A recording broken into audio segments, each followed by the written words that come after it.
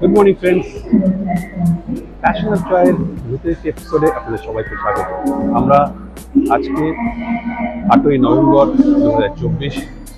আমাদের এবারের গন্তব্য হচ্ছে হুমায়ুন। হিমালয়ের যে সমস্ত জায়গাগুলো রয়েছে, নৈনিতাল, মুন্সিয়ারি, রানীক্ষেত, কৌশানি, এই সমস্ত জায়গাগুলো আমরা দেখব। তো চলুন আপনাদেরকে প্যাশন অফ জয়ের এই নতুন এপিসোডে স্বাগত। এটা এর প্রথম পর্ব। আমরা হাওড়া স্টেশনে চলে এসেছি। আমাদের ট্রেন হাওড়া লালকুয়া এক্সপ্রেস, যেটা সকাল 8টা 15 সময় ছাড়বে। দেখা যাক, একটা বড় জার্নি শুরু হচ্ছে, অনেকগুলো এপিসোড হবে। সবাইকে রিকোয়েস্ট করবো এপিসোডগুলো সম্পূর্ণ দেখবেন, স্কিপ না করে। আর আমাদের এই ভিডিও যদি ভালো লাগে তাহলে আমাদের চ্যানেলকে লাইক, শেয়ার অ্যান্ড সাবস্ক্রাইব অবশ্যই করবেন। চলুন, দেখা হচ্ছে এই জার্নির সমস্ত পর্বগুলোতে এবং প্রত্যেকটা ধাপে ধাপে কোথায় যাচ্ছি, কীভাবে যাচ্ছি, সমস্ত কিছু আপনাদের সঙ্গে থাকবে।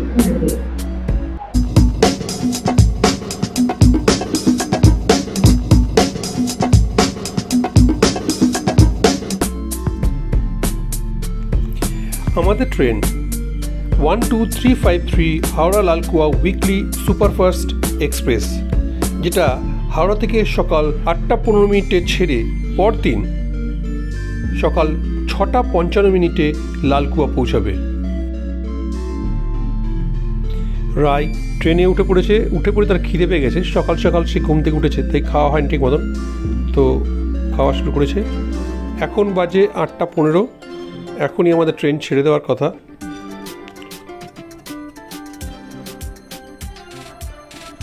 আমাদের ট্রেন ছেড়ে দিয়েছে, কারেক্ট টাইমে 8টা 15তেই ছেড়েছে। এই হাওড়া লালকুয়া সুপারফাস্ট উইকলি এক্সপ্রেসটার চুজ করার কারণ হচ্ছে যে এটি অনেক কম সময়ে হাওড়া থেকে লালকুয়া পৌঁছাবে। আরেকটি ট্রেন আছে যেটা ডেলি বাগ এক্সপ্রেস, কিন্তু সেটা প্রায় 35 ঘন্টা সময় নেয়।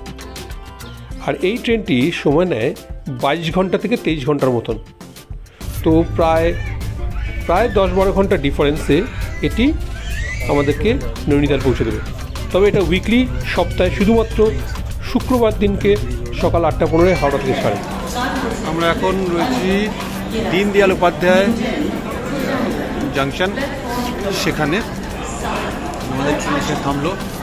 এই আমাদের ট্রেন হাওড়া লালকুয়া।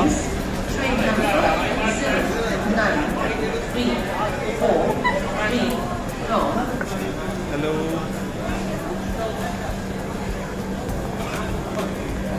এখন বাজে হচ্ছে 5টা 25। 6টা অবধি এখানে থাকবে, তাহলে মোটামুটি প্রায় আধ ঘন্টা 40 মিনিট ওয়েট করবো, তারপরে ছাড়বে। আধ ঘন্টা মতো স্টপেজ দেবে এখানে, তারপরে ছাড়বে।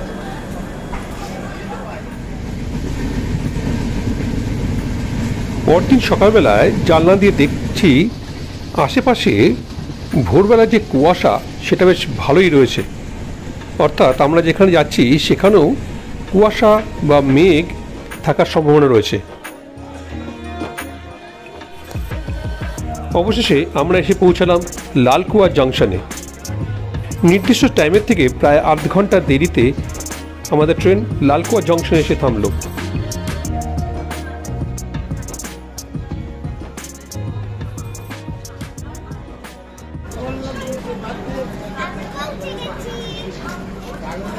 Good morning from Lalkuan junction. আমরা লালকুয়াতে নেমে পড়েছি। আমাদের ট্রেন একটু দেরি হয়েছে। এখন আমাদের ট্রেন 7:30টার সময়, 6টা 55 নামার কথা ছিল, সেখানে 6টা 55 জায়গায় 7:30টার সময় ট্রেনটা কুয়াশা রয়েছে বলে ট্রেনটা একটু দেরিতে এসে পৌঁছেছে। যাই হোক, আমাদের ড্রাইভারের সঙ্গে আমরা কথা বলবো, এখন ফোন করবো ড্রাইভারকে।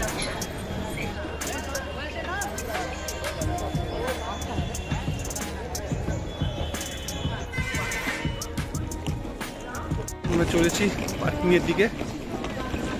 ওই সামনের দিকে পার্কিং, 1 নম্বর প্ল্যাটফর্মে একদম শেষের দিকে নতুন পার্কিং, সেখানে এই সমস্ত গাড়িগুলো রয়েছে। আমাদের গাড়ি ড্রাইভার ওখানেই ওয়েট করছে, তো আমরা এখন ওখানে যাচ্ছি। এই স্টেশনের লাগোয়া পার্কিং।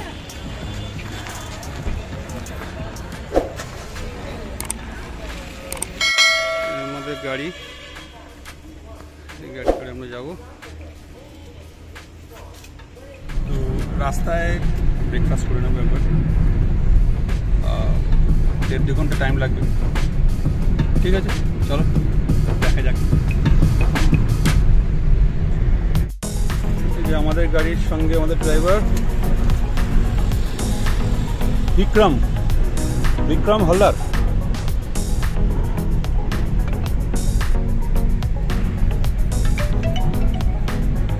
লালকুয়া থেকে বেরিয়ে পড়েছি আমরা। লালকুয়া থেকে এখন আমরা নৈনিতাল পৌঁছাবো। তো রাস্তা মোটামুটি 2 ঘন্টা সময় লাগবে। কত কিলোমিটার রাস্তা? 70 কিলোমিটার মতন রাস্তা লালকুয়া থেকে নৈনিতাল। তো আমরা এখন সেই রাস্তায় চলেছি। 1.5 থেকে 2 ঘন্টা মতন সময় লাগবে। এখন বাজে হচ্ছে 8টা, তো পৌঁছতে পৌঁছতে 10টা বেজে যাবে।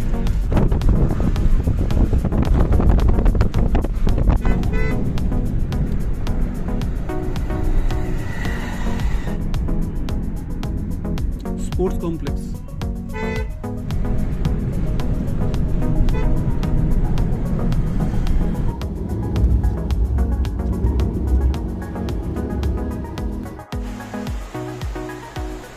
রাস্তায় যাওয়ার পথে একটি সুন্দর লোকেশনে আমরা দাঁড়ালাম। ওয়েদারটা একটু ফগি রয়েছে, যার জন্য পাহাড়ের মাথায় এই জায়গাটাতে ফগ জমে রয়েছে।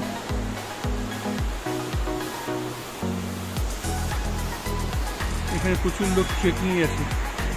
জুম করে দেখানোর চেষ্টা করছি।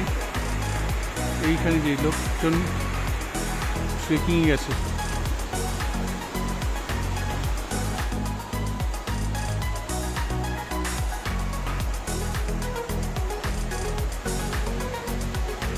অনেকটা নিচে।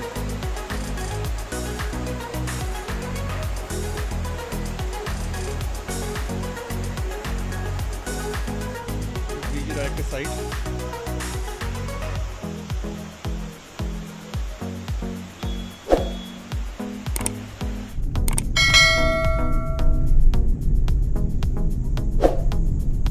দুদিকে লম্বা লম্বা পাইন গাছের ফরেস্ট, আর তার মাঝখানে রাস্তা দিয়ে আমাদের গাড়ি চলেছে।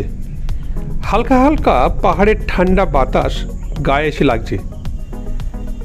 এক সুন্দর অনুভূতি হচ্ছে মনের মধ্যে।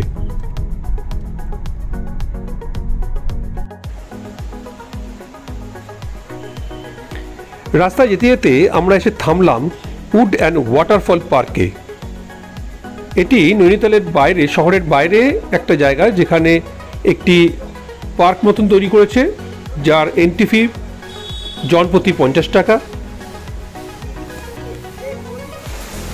এখানে একটি সুন্দর ছোট্ট ওয়াটারফল রয়েছে, দেখতে বেশ সুন্দর লাগলো। নৈনিতাল ঢোকার আগে এটাকে একবার দেখে নিতে পারেন।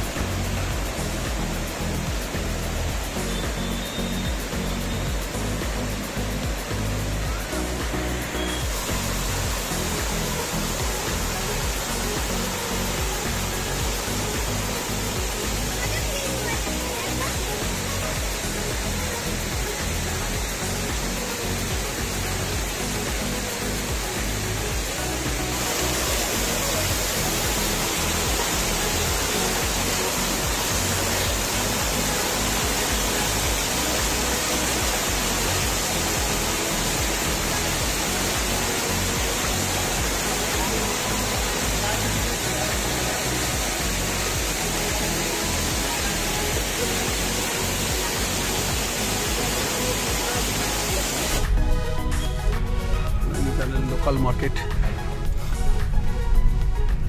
রাস্তার দুপাশে বিভিন্ন রকম দোকান, ছোটখাটো রেস্টুরেন্ট, চায় দোকান।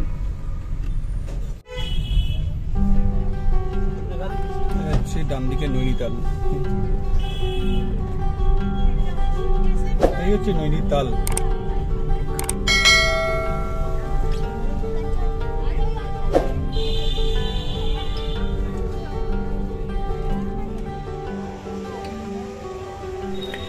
এটা হলো আমাদের হোটেল সিগনেচার, ঠিক মল রোডের উপরে আর নৈনি লেকের ঠিক অপোজিটে। এই নৈনিতাল লেক, এই মল রোডের রাস্তা, এই যে রাস্তা এসছে, আর এইটা আমাদের হোটেল সিগনেচার। নৈনিতালে আমাদের রুম 107, 108 দুটো। চলো দেখাই তোমাদেরকে।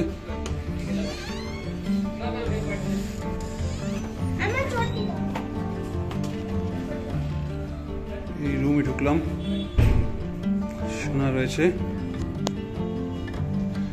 এই হচ্ছে বেডরুম, বেড, এদিকে টিভি, এখানে এখনো মালপত্র সব রাখা রয়েছে, ব্যাগ সুটকেস নিয়ে এনে রাখা হয়েছে, আনপ্যাক করা হয়নি। একটা বসার জায়গা, সোফা, সেন্টার টেবিল। এখান থেকে পুরো ভিউটা হচ্ছে মল রোডের। সোনা অলরেডি এখানে বসে রয়েছে।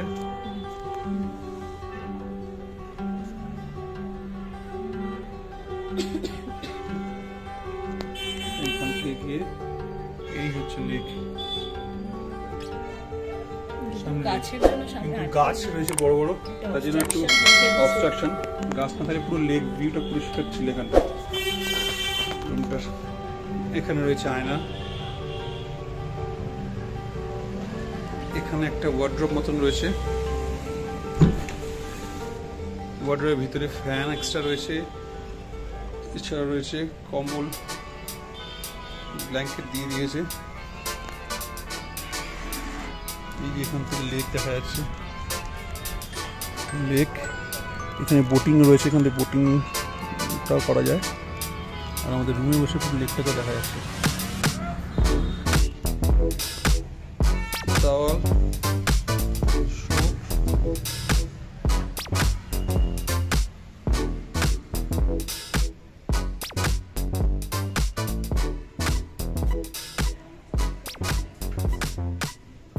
ওয়াশরুম,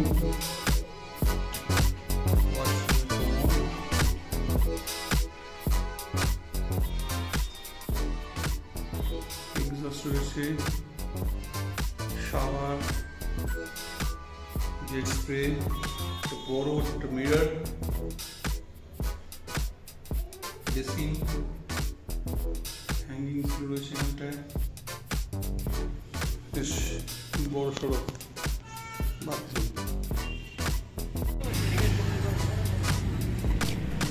হোটেল রুমে একটু ফ্রেশ হয়ে নিয়েই হোটেলের ঠিক পাশেই একটি রেস্টুরেন্ট, মুনলাইট রেস্টুরেন্টে আমরা লাঞ্চ করতে চলে গেলাম।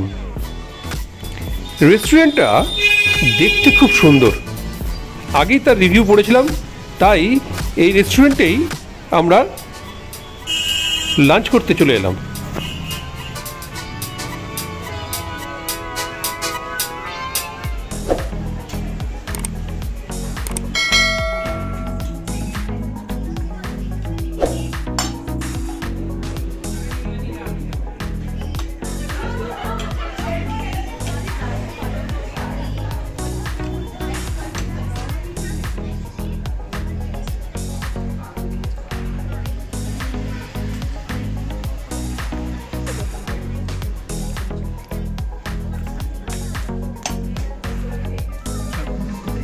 রাই, নান আর বাটার চিকেন খাচ্ছে, রাইস খাবে না। আমি আর সোনা ফ্রাইড রাইস আর চিকেন।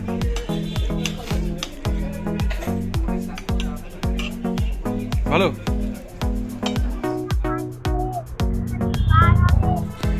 লাঞ্চ শেষ করেই আমরা চলে এলাম নৈনি লেকের পাশে।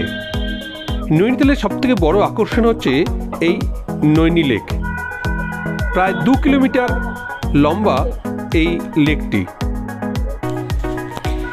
এই পর্বে এই পর্যন্তই। পরবর্তী পর্বে আমরা ঘুরে দেখব নৈনিতাল এবং তার আশেপাশের বিভিন্ন সাইট সিন। আমাদের এই পর্ব যদি আপনাদের ভালো লেগে থাকে তাহলে আমাদের ভিডিওটিকে লাইক, শেয়ার অ্যান্ড সাবস্ক্রাইব অবশ্যই করবেন, আর পাশে থাকা নোটিফিকেশনের বেল আইকনটি অবশ্যই প্রেস করবেন, যাতে যখনই আমরা কোনো ভিডিও আপলোড করব তার ইনস্ট্যান্ট নোটিফিকেশন আপনাদের কাছে পৌঁছে যায়।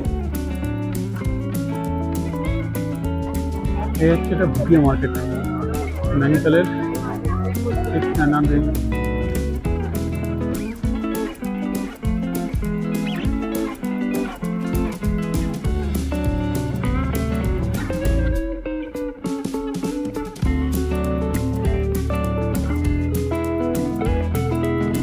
অ্যাকচুয়ালি দেখা হবে পরের পর্বে।